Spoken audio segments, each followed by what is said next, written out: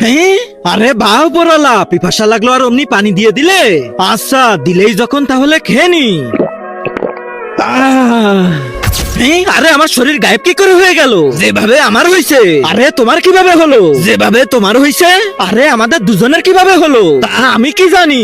আমি জানি যে এই অভিশপ্ত পানি খায় তার পুরো শরীর গায়েব হয়ে যায়, যেমনটা তোমাদের দুজনের হয়েছে।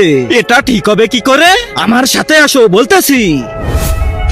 ওই দেখো, এটাই সেই গাছ যেটার ফল খেলে তোমাদের দুজনের শরীর আবার ঠিক হয়ে যাবে। বৃক্ষরাজ, কি হয়েছে? আমাদের তোমার ফল চাই। আগে পানি দাও, তারপর ফল দেব। ঠিক আছে।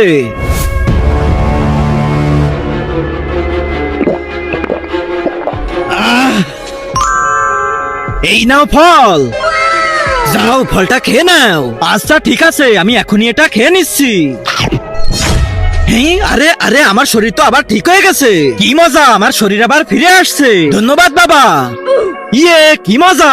বৃক্ষরাজ, আর একটা ফল দাও না, এর শরীরটাও তো আনতে হবে। যদি আবার ফল চাও তো আবার পানি দাও। হ্যাঁ, আবার পানি? আরে দূর, আবার অত দূর থেকে পানি আনতে হবে।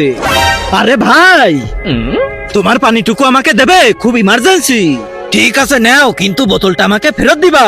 ঠিক আছে, এই যে এই নাও। হ্যাঁ, গাছ গায়েব হয়ে গেল কি করে? এই পানি কোথা থেকে আনছো?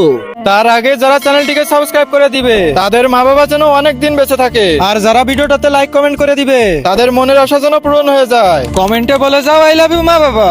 এটা তো এই উপর থেকে পড়লো। আরে শালা, তুই আগে বলবি না এটা উপর থেকে পড়ছে? এটা অভিশপ্ত পানি। তা আগে শোনোনি কেন? দাও বোতল দাও। ভাগ শালা।